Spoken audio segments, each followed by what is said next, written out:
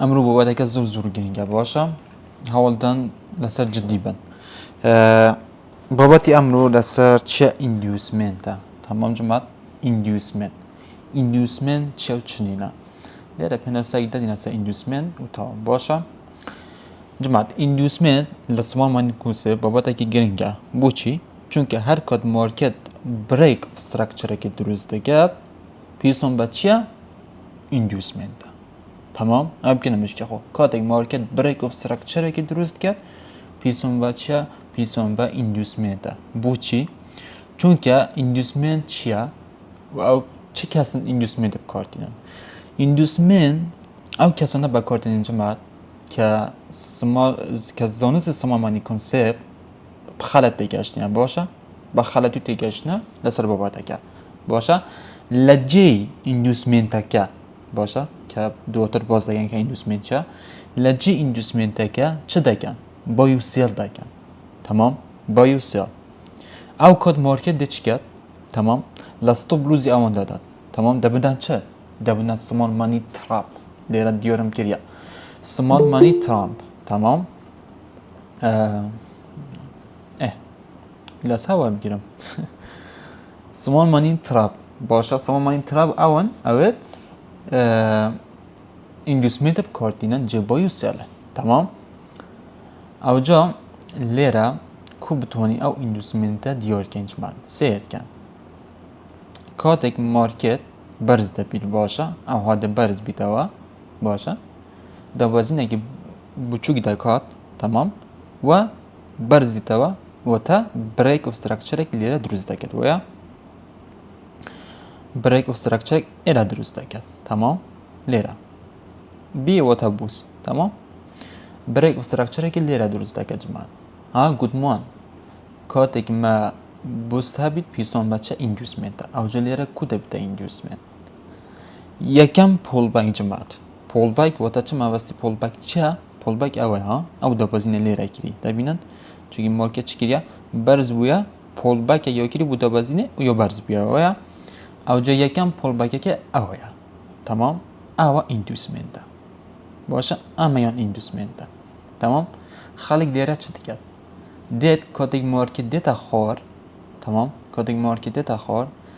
ده حول داد لیره باشه لیره بای دکن تمام بای دکن على اساس چه لیره بای دکن استقلوزی خود لبن او لوی دانن باشه و تی پی کش لیره دانن مارکت چه دکن دید لاستقلوزی وان داد باشه که لاستقلوزی وان دا او جا ایمه چواری دکن بای دکن باشه بتده ایم باشه بالام سرتا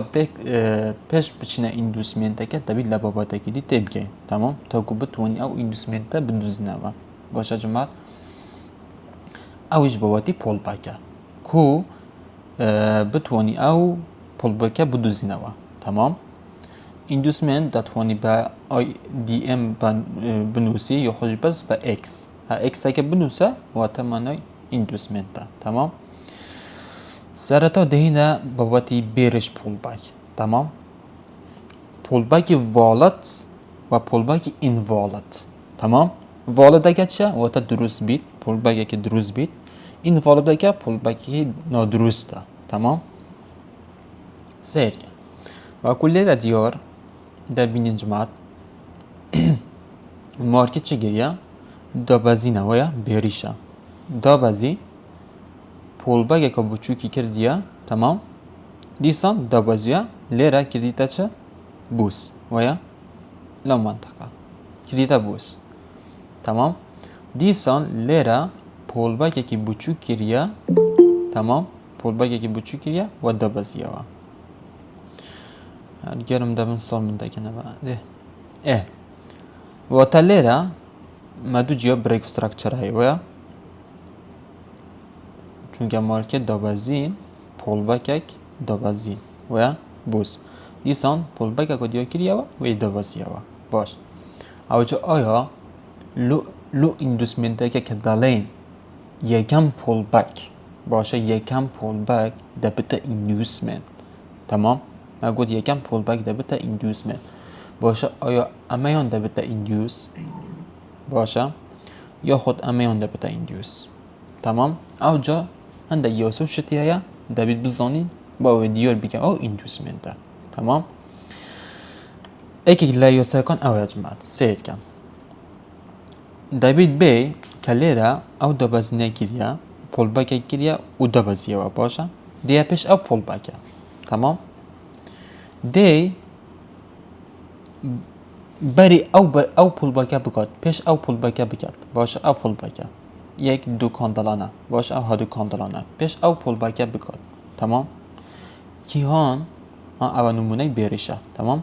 کیهان نظم ترین کاندلا پیش او روی داد پیش او پول باکه روی داد کیهان نظم ترین کاندل بویا اما که ویا اگه اول لادین اما که لیرا نظم ترین کاندلا تمام کاتک اتو او کات که اما که دیار کت که نظم ترین کاندلا دبید چی کت بیجه بعد دبید او کاندلا تد پول باکی دکات که ایراد نظم ترین کاندلا تمام او کاندلا که تد پول باکی دکات باشه دبید بیت های او کاندلا لب داد های که او کاندلا لب داد دست چپی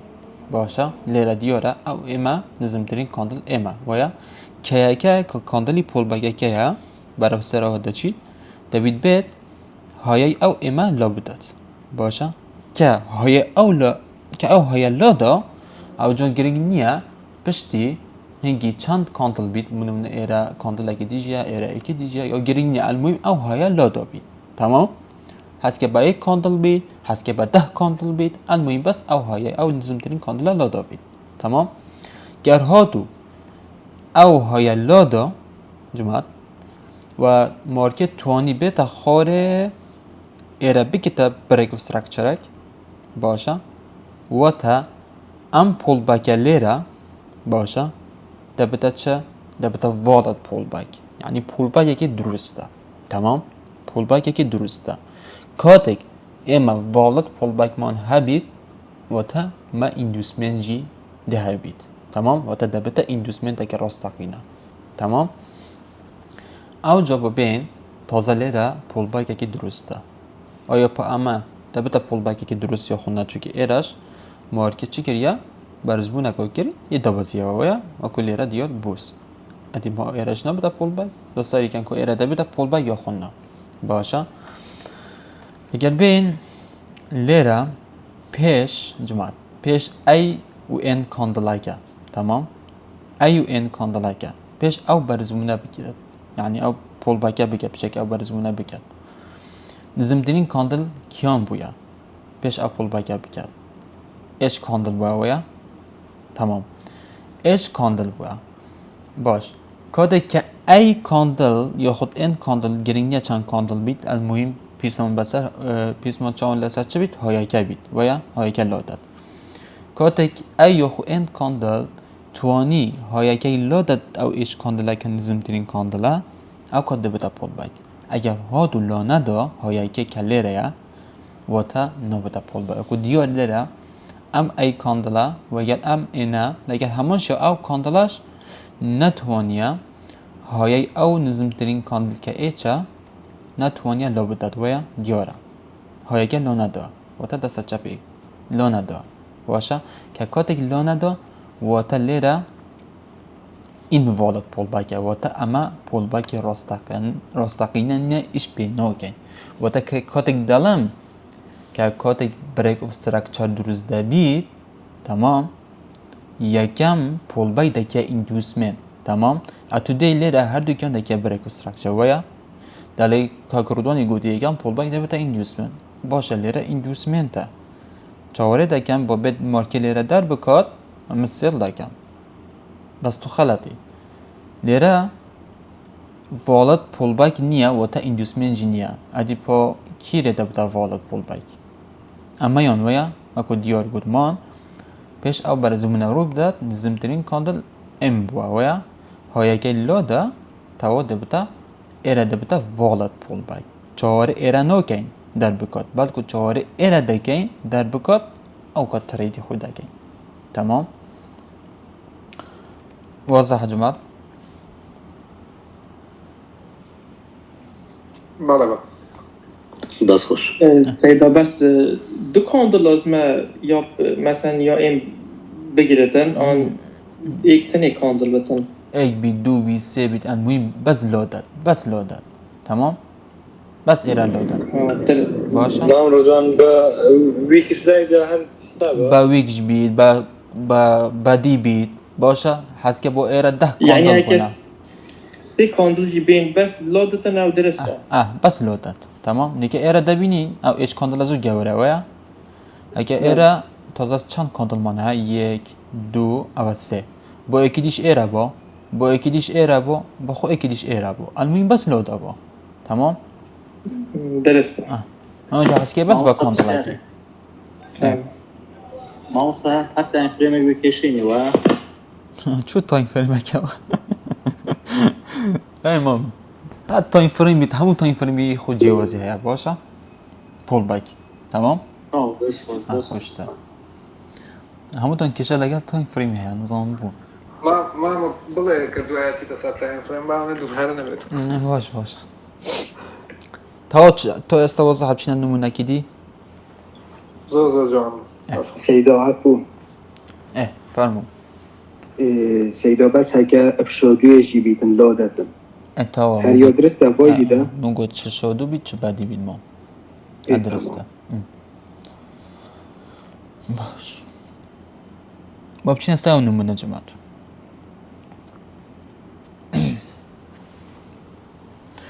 اگه بین لیره همون شو نمونه که اگه دابازینه ویا جماعت لیره مارکت دابازینه ویا پول باکی کردیه باشه و دوازیه و تا ایره کردیه بریک و استراکچر تمام اگه بین ایره پیش او پول باکی روی بداد ایو اینه که باشه ام کاندلانه پیش او روی بداد نزمترین کاندل من ایش کاندل باویا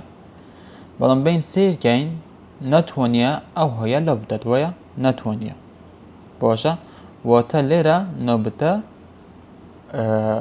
پول باکی که درست نبته باشه بلام اگه بی او نمونه تقبیت کنده سری که لیره دیسان مارکت دوازیه پول باکی کریه و دوازیه ویا بوسک درست کریه اگه بینه سیره جماعت آیا لیره پیش او پول باکی روی داد تمام کیهان نظمترین کاندل با اج بوا یو بوا یا خود بی بوا پیش او پول باکی بکرد دکی دی جواب داد یو ايش بو یو بو اچ لبا وين نزمترين كاندلا یو اکا بله آخه لیره برزونا کری مثلا يوكا بول باكا إيش أو يكا بول باكا وبتا يتشكل ويجاوا سیر کن لیره یا گرینینه که کاندلایی که بشیازه که بولش دیار بی یا خود بیریش تمام مهم وين نزمترين كاندلا مهم اول نظمترین کاندل بیا دو پیتان بلم که رنگه که مهم نیه حتی لونه بی بجی من ایره پول باک یعنی بولیش کاندلایی که مادام ایره دبیدن نظمترین کاندل نه دبید نظمترین کاندل بید باشه نیکه یوه که اگه ببینی نظمتره لایچه که ویا بلها بولیشه که دیار بید تمام المهم نظمترین کاندل یوه که باشه بیاکش توانی چه بکه یه توانی ها او بنمونه او جمعته بای کاندلیجی دا توان باشه بای کاندلیج بس لوداد بیاکه های که لوده تاول دبتا والد پول بای و تا اما دا توانی جواری ایراب کن مارکه لو بداد سیل بگین پیوسنا که جواری ایراب کن یعنی او فرصت لدست ما بچی بلین ایره ایندوسمنتا نه اولا امن جواری ایره دکم پاس سیل دکم نه او نه ایندوسمنتا چون نبتا والد پول بای ایره درست ها عکسی ایره و یا جماعت هنده کد عکس دا بید دوا او جا بو والد پول بای تا که دیار بگی که زانید والد پول بای که چیه او ایندوسمنتا که شلوتو دیار بو تمام واضح ایرش يعني هيك شادو يجي بگیرتن هر درسته شادو جی بید 10 کاندل بید کاندل بید بس یا گرینگ ساعتت شب بید ئەو هەیە لەو دەبیتی نزمترین کۆندڵی پێش ئەو پۆڵباکە بکات ئەو بەس ئەوە گرنگە باشە درست Saido bazıları nükayeni ve sikondula eş nazamtrin kondula utul verit beji yu nazamtrin kondula yani nükay yodres kişka nazamtrin. ئەو منە خەلەتی برۆ بس مامسا أزاين تدلي أو تيجي نزمترين كاندل بيس بول باك ودلي. وكاندل بيس بول باك نفتقو أيوة أيوة وكل نقل بيكا بول باك هو يجاga أيوة تدگەم باش بەس بەرە خوب دەرێ ما یەگوتی پێش پۆڵباک باشە خۆ لێرە ئەو گرنگی ناکو کۆندڵاکات بڵێ ئێرە پێشبەرز بووی وەتە تەواو یعنی ئێرە حساب بکەم چونکە ئێرە پۆڵباکەوە کردی نا ئەگەر بوونم نەتو بێت تاینفرین بچووکتر کە لەنەوەی زۆرتان نزمتر هاتەوە لەبەرەوە کارە لە تاینفرین بچووکتر زۆنی چ کردیە ئێرە تاینفرین کۆندڵێکی لێرەیە پشتێکی بەرز بوویتەوە دیاگەن ئەوە مەسەلەکیەتی باشە بنمونە ئەوە بۆ بڵێ یەک سەعاتیە دەتوان عفوا ئەو دەتوانین بژین نزمترین کاندل دوای ئەو بول باک ئەوە هو ممکناتەوە ئەو تەواو ئەوش دوورسە بەس ئەلمویم پێش ئەو پۆڵباکە لە بدە نزمترینەکە دیار بکەیت تەواو بەس نزمترینەکە تەمام اي باشا عملنا كان قاعدة بيس ونزمترين كاندل هو دواي بول باك أبو ده تەواو تمام بس Afgan Radwan. والله اگر او نمونه کیا شیگه تو کاندلی که نزمترین کاندلو یعنی ما مثلا بەس یەکەم کاندل جۆرە سەیری ئەوانەکە ئەوم لێت تێک نۆدام باشە نمونەکەنە وەزەحە تەمام والله من يجدي قدوة ما دوت موسم متفاضل بەس دیقا پێ نادا و بەس من دەسڵکە زۆیت سەری مەکە بۆ لێ تێک نەچیت وشتەمە باش دێنە سەر بابەتی بۆلیش پۆڵباک باشە ئەوە بێریش بوو نمونەکەن ئەوە بۆلیشن یەکشتە بەس فەرقیەکی هەیە ئەویش جمات بوو بۆلیشەکە بوو بەرز بوو نییە کاتی بەرز دەبیت پۆڵباکێک بوو دەکات بوو نزمبوون و بەرز دەبیتەوە دەکاتە برێک وایە باش لە بێریشەکە گودمان کە نزمترین کاندل دیۆی دەکەین وایە بەڵام لە بۆلیشەکە کوب چلوت هەواکە خۆ لەوەتەبا بوو بەرزترین کۆر ئامش تێک چوون بەخوای تێک چوون هەرێوەڵە تێک چوون گوتم لێرە دیۆر دەگەم باشە جمات ئافوکانژی لە بێریشەکە نزمترین کاندڵمان دیۆ دەکەوە بەڵام لە بۆلیشەکە بەرزترین کاندڵ دیۆی دەکە بۆ چینگە بۆلیشەوەیە کۆدێکە بۆلیش دەبێت ئەوها بەرز دەبیت پۆڵباکێک دەکات و بەرز دەبیتەوە ئەوجە دێن بەرزترین کاندڵ دیۆ دەکەن کۆدێک پێش ئەو پۆڵباکە ڕوودەوە کولێرە ئەو کەیە ئەو پێش ئەو دەبەزینە بکات ئەو پۆڵباکە بکات بەرزترین کاندڵ چ بووە ئێمەکە بووەوەیە ئەوجا لێرەمان گوتمان کە ئەو هۆیە دەرکات وایە بەڵام لە بۆلیشەکە لۆوەکەی دەرکات تەمام ئەکسیەتی لۆوەکەی دەرکات باشە کە لێرە لۆوەکە دەرکرا ئەوجا کاندڵێک بیت بە شۆدوو بیت بە بەدی بیت 10 کاندڵ بیت ئەلموین بەس دەربکات ئەو لۆوەی پشتینگی مارکت دیت مارکت چوو سەری برێک ستراکچە دروست بوو ئەوە لە داهاتوو دەبێتە چە ئیندوسمنت تەمام دەبێتە ئیندوسمنت لەو مانتەقە باشە ئەمەشە لەو نمونەش دەوازینە کردە و بەرز بوویتەوەیە برێک ستراکچەر سیر بکەین پێش ئەو ئێنەکە ڕووی دەت بەرزترین کۆندڵ ئێچەکە بووە بەڵام ناتوانێت لۆوەکەی ئەو ئێچە لە بدەنەوەیە کاتێک لۆ نەدا وەتە نەبێتە ئیندوسمنت وەتە ئەم پۆڵباکە بەکار ناهێنین بەڵکو ئێرە بەکاردێنین تەمام وەزەحە ئێرەش لەسەر بۆلیشەکە دەست خۆش بۆلیشەکە بەڵەوە هەموو شتە باشە بەس فەرقیەکە چییە فەرقیەکە ئەوەیە سیرکە کاتی مارکێتە بەرز بیتەوە نیدا بەزیتەوە پۆڵباکی دەکات و بەرز دەبێتەوەیە باش لێرەمان گوتی کە پێش ئەو پۆڵباکە بکات باش نزمترین کاندڵ دیۆی دەکەین باشە بەڵام لە بۆلیشەکە پێش ئەو دەبەزینە بکات بەرزترین کاندڵەکە دیۆی دەکەین ئەکسیەتی تەمام عکسیتی و گودمان که لیره که اپل بکه پیش اپل بکه کریه دبید چپ کرد نزمترین کاندل لیره که ایما هایکه لودا بید باشه هایکه لودا بید بلام لب بولیشه که لوکه لودا بید که لوکه لودا او دبتا پول بک و کلی رش دیاره ایو این کاندل لوکه لونا دا ایچه که و تا ایرانو بتا پول بک تا او و کوی کم بس عکس که باشه تمام استاد حربي كي بيعسى طبعا معي ماما بس عکس که تو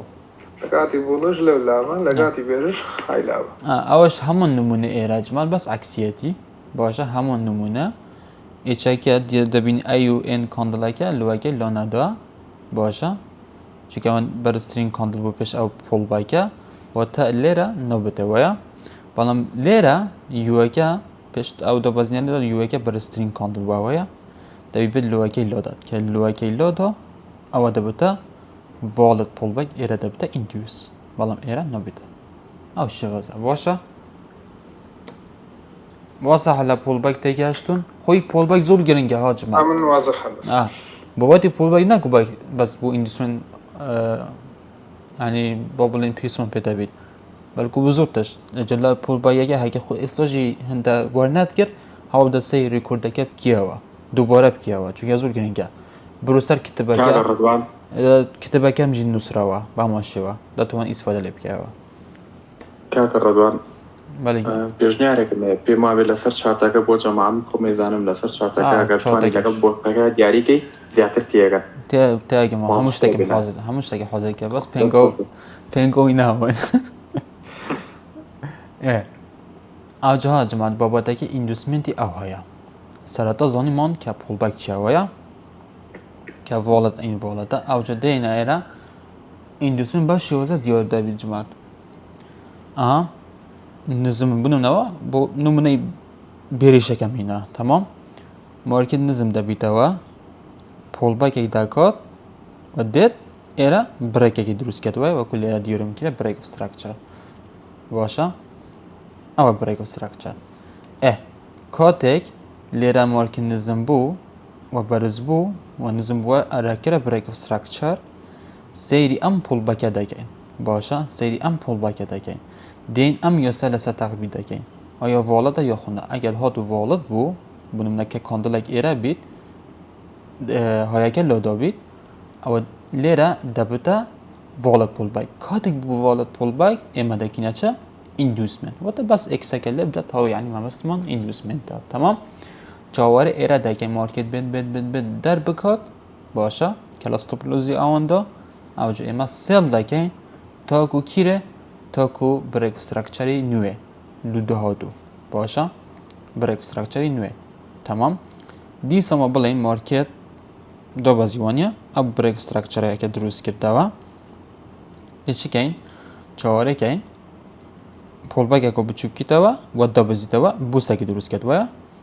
دین است دیزان به همان شوا همان خطوه لسه ایره تقبیل دکن آیا ایره والد یا خون اگه والد بو دبتا ایندیوس که کاتا بو ایندیوس جواره دکن در بکاتو سیل دکن تا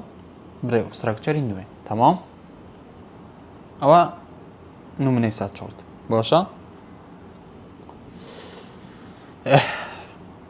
جماعه لیره او نمونه دبینن واضح دیاره که نمونه بیریشه ویا واضحه بیریشه اگه بین ایره مارکت لیره چی کرد یا جماعه سیل کن دابازین تمام دابازین پول باک اکو کری ای دابازی آویا ای بویتا بوس اوانه باباتی والد بوس ها که جماعت لیره ده بتا والد بوس ویا چونکه باباتی داخستیه ده بینن یعنی ایره والده و ایرش آیا ده بتا پول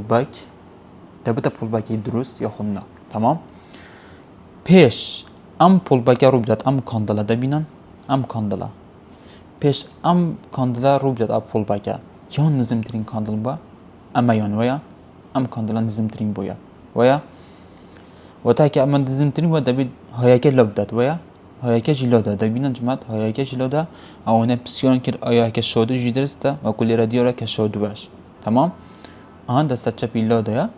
و تا و مارکت دا بس بوز دروست کیا و تا ایرا دبتا چه لیرا دبتا والد پول باگ ویا ام هایا دبتا والد پول باگ چاوری دکین مارکت بتا سری تمام مارکت بتا سری اوانه در بکات ها خالی کو خالی لیرا سیل دکن جمال ایرا سیل دکن استوبیان لیرا یا تمام مارکت ها دبین او همو شودوا همیون لاستوبلوز دادن تمام که کادی لاستوبلوزی دا او جو اما سیل دکین تا کو کیره ام برک استراکچری نوکه تمام اگه بین ام نمونه زوره گیرین جماعت اگه بین سری ایراب گین دوبازین پول باک دوبازین ویا برک استراکچرش من درست کردیم باش پیش ام پول باکه بکات ام همو پول باکه کیان نظم ترین کاندل با ام راشه ویا لیره نظم ترین کاندله باشه ام راشه آیا هایکی لاده یا خونه تمام هایکی او کاندی راشه که ها دبینن که لیره هایکی لاده واضح دیاره باشه او جا گرینی نه چند کاندل مجموعه سیر که ایره 1 2 3 4 5 6 7 کاندل لیره بوینه تمام گرینی نه چند کاندل بند المهم که نظمترین کاندل مان هایکی لاده او جا گرینی نه چند کاندل بید و دیسا مارکت دا بازی کرا بریک استراکچر و تا لیره من چه ایره والد پول باکه که درسته تمام هر کاتک مارکت برز بو در کرد اما سیال دکین تمام او صحه نواش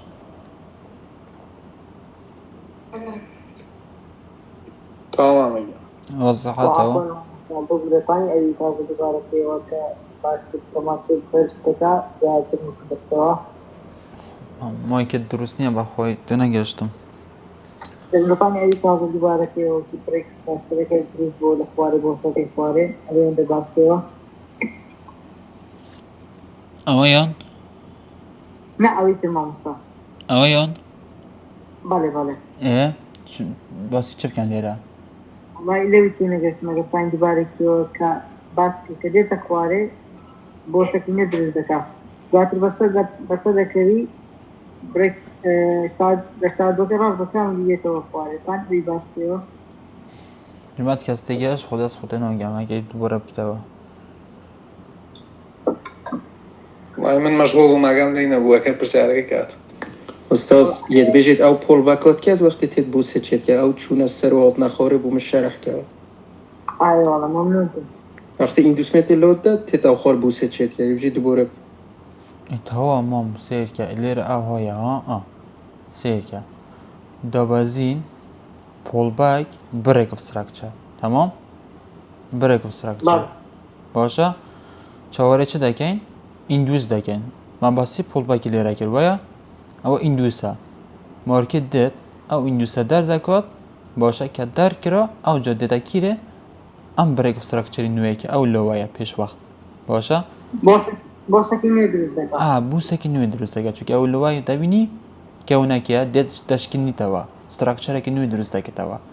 باشه یعنی او نرخه که نوی استراکچره که نوی تمام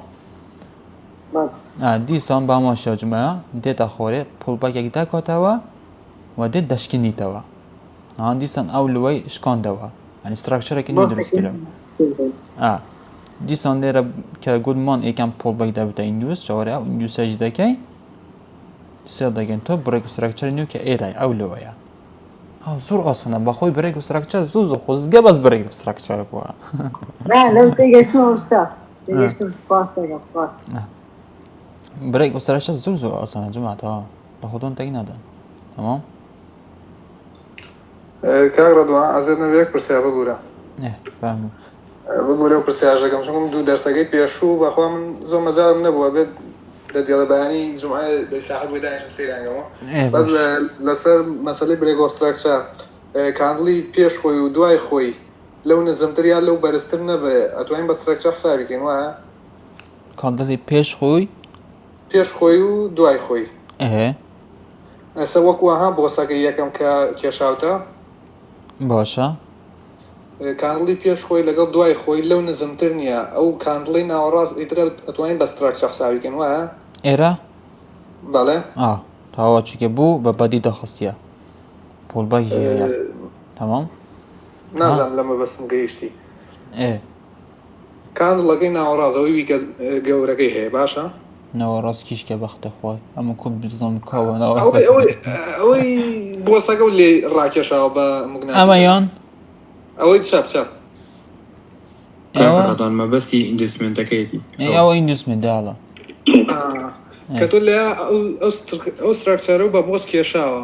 کاندڵی پێش خۆی لەگەڵ دوای خۆی هەر لەو نزمتر نین ئەو سێ کاندڵە بینی ڕەشەکە دوایەوە ئێرەیە دوو کاندڵی دوای ئەو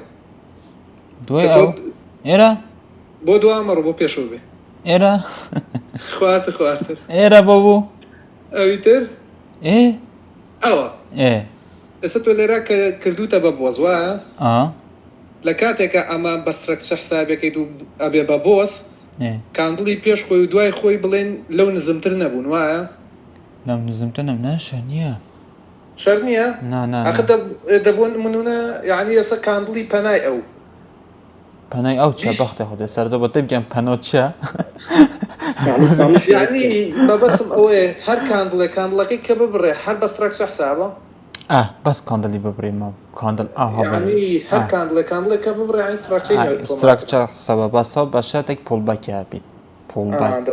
تەمام پۆڵباک من ناڵم سێ و دەرسێکم نەگرێ بەس لێرەوە تێبینی ویسم پرسیشتەمە ینی ئەوی بزانە دەوی پۆڵباکی هابیت بوون منە ئێرە بکە بووس دەی بزان کە لێرە پۆڵباکی هەبووە پێش وەخت ئەوجە بکە بووس تێگەم دەسەکان وەڵی بەواتی بوو زۆر ئاسانە باخۆی فەرموو ئاتانەوەڵە بەس ناڵم پێشدات بە شازی کە دیمە بۆیە ئەو پرسیارم هەبوو کاگرە دوانەها ئەو بۆسەی سێمدانە دیاریت کردووە باشە باشە سەر ئەوە یەکەم کاندڵ هایەکەی دەرکردەوە بۆچی ئەو کاندڵە نابێتە ئیندوسمنت دەستە ئەوەیە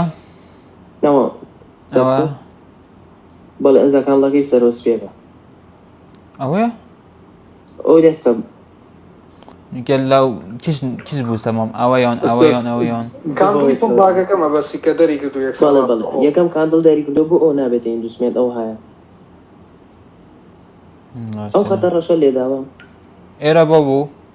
بەڵێ بۆ ئەو نابێتە ئیندوسمنت ئەوە نەبووتە ئیندوسمنت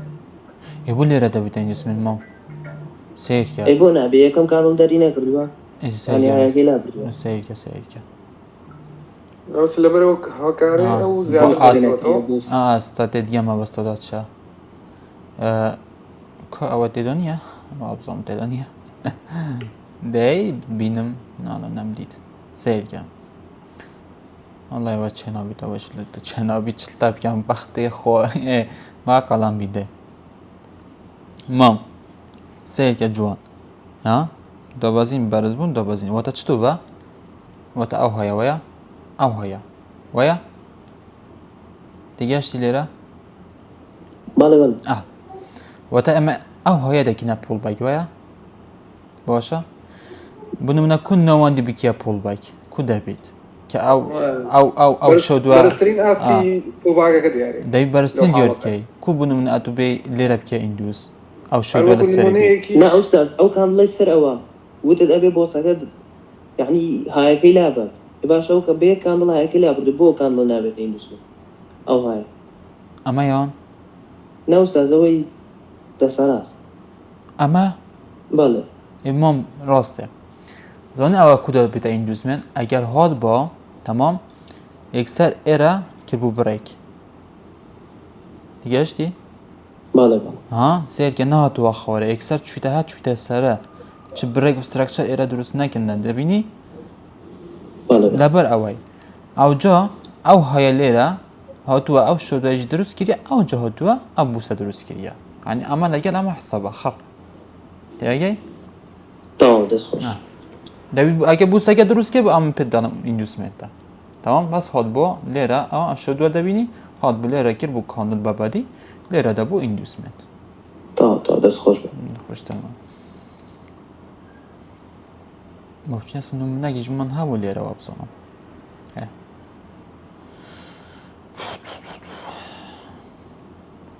حس که من نمونه کی نبود کو پول بگ نبود بس کوکی ببینم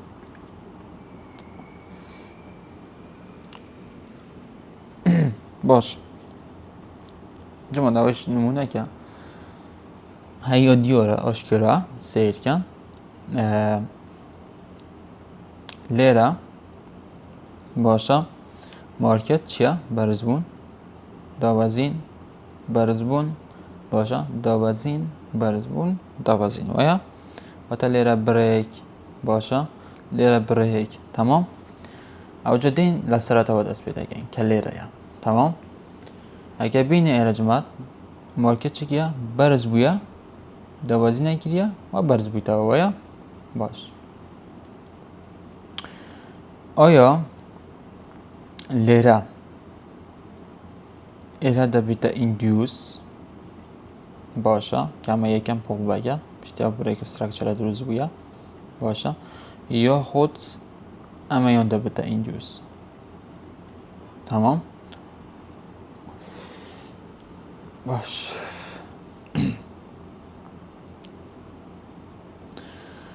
یکم تشت لیره او دبیتا ایندیوس که درسته بو چون پیش او پول باکه بکرد تمام پیش او همو پول باکه بکرد کیان برسترین کاندل بوا پیش همو او پول باکه بکرد لیره زور کلمه خبصه پیش همو او پول باکه لیره بکرد کیان برسترین کاندل ایمه بوا اما یان ویا و نوانی او بزم اما یان اما یا باشه شینکه باشن دین لوه که سیده کن در کراوه بلی در کراوه و تا لیره دبتا پول باکه که درست ویا باش جواری ده که مارکت بید ایره در بکن تمام لیره دبتا ایندیوس یا خونه امش چکا بشکل لیره هاتی دوازینی کردیه و برز بیتا واشه که لیره دبتا ایندیوس یا نه پیش او دوازینه بکت تمام کیان برسترین کاندل ایمه بوا باشه کیان اما کاندل رقاصگی دست سوبا باشه اگه بین لوکی در نکره ویا در نکره و تا ایره چیه ایندوسمن من نیه پول بایگ من چون که نیه باشه پس اگه بیه پیش نرخه هاتوه باشه چون ما گود ایره ایندوسمن نیه باشه هاتوه ایندوسمن من در نکره ایره بوچی در نکره دکره ایک بزانی بوچی در نکریه بو لیره مارکین نداتا خواری در بکات پاش برز بیتاوا سبب چیه؟ چون که ایکادیات سرده $3 او برد نه ما گوت بجدیات بنا کرد مقصد ما گوت ایره نبوده ایندوسمن چون که والد پول بک نیه اوید این کاره مسلم تاکی اگه در کرده و کاندل که بود من نه بس نه اول نیه اوردر بلوک اگر اوردر بلاک بیا نه او دبلو جینا بابت او دبلو سیدمانه هر دو درستن بس یا هاتی خالیا دست بگیر دایی او گود ما گود او ایندوسمن نیه ما گود او ایندوسمن نیه استاد بوسا کنیو چکره ایری بیتر ایندوسمن نه اوش نیه استاد اوردر بلوک نیا ايش بلي اور دبلو کی جوال فهم نداره تمام بس بوچی او ایندوسمن تا در نکره ایندوسمن تا درست بود ایندوسمن تا نه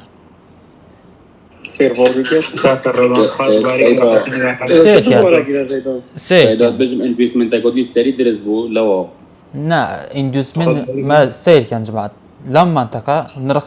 ویرات جو بخو پم نداره چون شلو ویل منطقه نبید باشه ایره گرینگه اوا ایندوسمن ما نبو باشه تا اوا والا نیا چون کن تمام والا دیمه اویا باشه بو در نکرد بو اکسبرز بو در نکرد سبب چه نه بابتا که فیروالو گپا نه بابتا که او دبلو که باشه بس سیدا اوردر بلوک الفریج برنده نه بیش گلویش شتاکی دیه های دوید زانن سیدا بر اوت اندوسمنت این بایده ده بله تدخل اسئله اوید اس ام کی بداتون بجم اش برهنده یا هو بجوا بجم او اندوسمنت ده یا این بایده ده تنه دابتن خل اسئله يد اس ام تي بداتون ابا والد انو كيف اندوسمنت ما والد امام اجبلي بيا سردو يا سردو بله استاذ من تخاط وين دواري كي تقول لكم والله كم دينا بو رب ما كم دانا دالين دواري كي تقول ليرا اندوسمنت من هيا تمام والدا باشا كديورا ليرا والدا كنيا باشا چونکه بو لواکی لیادا نکرا باشا آیا بو چی نهاد او اندوسمنت در بکاتو برز بو ما مطلبي بيك أستراس الرؤيا نه استاذ دوتا حوالي نيا سيدا حوالي اشتاك نه نه على كل علم جيتيا ونايزاين علمك تظنيش يا جماعة هيش علمك دنيا باشا ادي بازارو هرمجيش كويك نا سير كان دا باغم وقت خوي سير كان جماعة اگر اوت جي اندوسمنت بويت كان ليرا تمام اگر هندك كات ماركت قازان جان ندته كوبا كار بينن جوانا يعني مانيبيوليشن واحد يعني ما مثلا خد يا ربك أستراس الرؤيا نه سير كمان اندوسمنت در نکردو طاب اندوسمنت در نکرده باشه سبب که چه استراس الرؤيا و اندوسمنت در نکردو طاب هروي ها لبر اوا در نوکا جماعت دهنه کت قازان جیب دیتا وانا چونکه ایرا ایشی پیاب کن ببردامی ببردامی ایرا ما مثلا من دنمونه كيف شو بيان بلم بقولتي كاتك الليكويديتي د اجيريد ياخذ دركه انجا اما داخل بين اذا هذا ما مرتبط على طون شيء شونه اندوسمنت يعني الليكويديتي بقولتك يعني نفتيني كات الليكويديتي اجري بانك انجا اما داخل بين ایرا سوما مانی ترامپ انجام باشه قازانش بگم بو نجاری درونی اول سوما مانی ترامپ داکو دکترس سر بکن داکو بیشتر تشتکه واضح همون کد لیا باید کن تمام دبیت قازانجی بدنه جماعت اگه قازانجی ندنه کو ایش پیدا کنه و تا زور باشه او جن شرنینه همون کد بله ایلو بیلو اندوسمنت اگه در بکات تمام باش اگه بین ایرا دیارم مارکت دیزان پول باک گیریا و برای ویا باشه پیش او همو دابازی نبکت که نظم برسترین کاندل با عفو اما یان ویا اما برسترینه لوکه جیلا دا ویا دیاره باشه و تا لیره او جا چند کاندل می مهم نی اما لوکه خود دیار دکی تمام نه بوم لیره دیار بکی لوکه دیار دکی باشه همو او لوکه دیار که دبته اندوس سوا کو اب ضربم دانه و تا مبسط اندوسمنت باشه او جا چواری دکن مارکت به در بکات که دری کرد تمام جماعت باید دکن تاکو برای استراکچری نوه تمام جا سیری بکن اتو اف فرصته دست داد هوا باشه دوزانی چند لیره باید دکن هوا استوبیان لیره یا لبر اهو کاره همیون باید دکن باشه همیون در دکاتو اجا برز دبیتو خمی داخنو تاو وضحه واضحه ده زور واضح او نمونه جوی اندوسمنت او بزنم بری چند روش بو بتما یا اینا بتما یا امن نزنم لان نیستم دانا با او یورو یوزیتیا مسئله اندوسمنت اگه پیش او رو بداشی سیر کن اگه بیا ایرا جوان دیقب دنه برزبون دوازین برزبون ویا بین او نقشه بین نه ایرا جماعت لیره دبتت چه بریک باشه و یکم پول باگ مانیره که دبته اندوس ویا باش بس ده این سری او اندوسی میتکن که آیا دبته والد پول باگ که یا خونده تمام اگر بین ایرا باشه پیش او دابازینه بکت همو دابازینه تمام پیش همو او دابازینه بکت که هم برسترینه ام کاندلا و رساسیه که باشه لوکی در کریه تاو و تا دبتا والد پول باگ ویا و تا لیرمان چه هیا جماعت او اندوسمنه که لیرمان دیار کریه و تا لیره والد و هیچ مشکلی نیه چهار مارکت دکن بد او اندوسته در بکات او کد مارکت ها بردامی لسر چه بولی شکل باشه و کلیره بریک تاو اول لا وابزم لاستوری جم دانمو گفتم لیره بولینگتر برز دبی یورو جی پی وای زو جوانه چون بو ایندوسی روزانه در کردیم تمام اجا که آن در کن دبینی چه جوانی در کرد که در یان کرد باشه که در کرد او کات ایمه چه دکین پاش بای دکین تاکو ام بریک استراکچری نوعی که لیره باشه آها لیره جعین ریزولت ها ارچیو رژیم هیا بروز سیر که او ریزولت هم دانه روزانه جه روزانه زور تاخیر دبید بس ها روزانه او ها دیوری دکی که او ها روزانه دیوری دید کرد این دوست می دکت او ها سری گرد او جدیت این فریم بچی لگرد داروی او جا بابت اجتماعی نباشه توا وصحة لسه الاندوس من دقل سيري او خبصة وكان اي برا رو دست خوش işte شاري كريا الشعر تبيني اگر بابت اندوسمن زور گرنگ از جماعت حوالدان سری ریکورد اکب که نه باشه اندوسمن زور گرنگه تمام لا مش تگرنگ ترى پاشای وزعه بقولی پاشای وزعه که اگه لیکویدیتی بس عاوزاني سعيدة بسيارك فرمونيون يعني اميغو اندوسمنت دموعيكي تشتي بريكو ستريتشاري او عندك نوع جديد اندوسمنت انا جواز يعني من مام تبريك اوف ستراكشر هابي تا اندوسمنت اي تا اندوسمنت نبي تبريك اوف ستراكشر شنو اتقالك ده تمام مقصد اميغو دموعيكي يعني اكيد بيجن هاي اللغة شغل يعني دموعيكي يعني جك ساري جدي في اتجاه المانه تجورنيا شبابت هاي اللغة هاي الراس تبع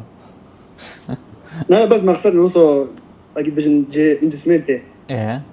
دموعي بتريو جرال اكيد بيجن خوري تديانجك نجرا عملية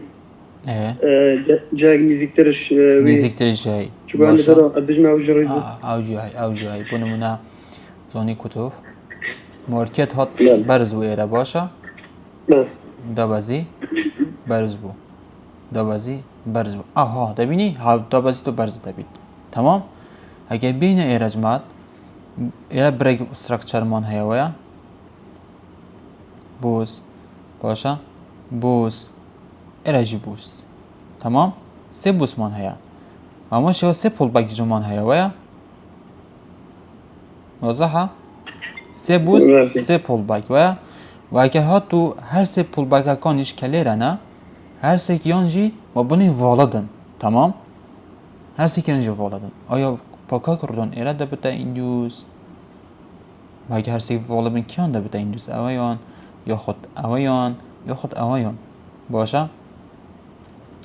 او جا لو کاده دا هندک چه بلن کنفرمیشن ها باشه کنفرمیشن کادک دنیا ولی سر که او اندوسمنت ایش پیدا که یا خود اوان یا خود اوان تمام یا خود او اندوسمنت که دید من کنفرمیشن او بابت گشت نکنفرمیشن اگر کنفرمیشن من دید او بکار دینید تمام اگر کنفرمیشن من ندید دین لیره بکار دینید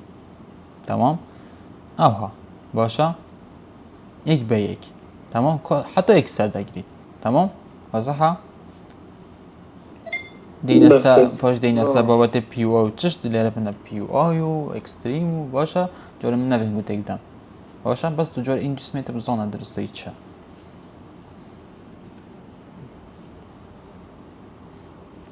تا تمام سلام اگر تفاهم هم بسیار فرانسا و بسیار استفاده ببینید امام سرور وای دیگه دیگه باش موجود نبود بله تیمو تقریبا سه جای اشتماشار ویدیو کم کرده ولا ماوه سه جای غیر مثلا گفته مثلا چه تنحاول لدم فيلم بريزناتي تنو امام سرور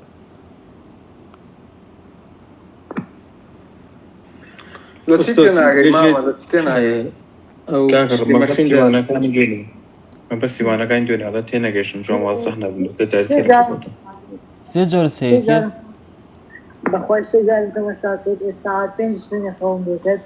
جاي وانا كي هستا موديشان فارم لو كاك جنري شاب سمعوا يعني قلت له كيا رشتوا يعني لولا احتكت جيش المولا لقيني أجمع مش كصافك لسا ورا لا ماركتي ورا با مشكلة لسا تجارات أتوزانا مفهوم الماركت كده اسمه دكتور باور كان بوس يكم أتا بوس فيرمون خلاص ساعات بس تمشان كذا عيب أي ما شاء الله عيب عيب أخوي لا قلت إن ده هاك مدري كاوستر ما بمر ديني كتيما بمر كتيما درس بس تعمل دياتيا كاكا رضوان بيدرون كرو ولا مش يبقى واي مامي ما بزر هذا كده أجمل كاكا رضوان اگر تابين ريكوردەکە بۆ سەنە بۆی ئینەکە زۆر نەبێت دوای جێگاکەی هلا والله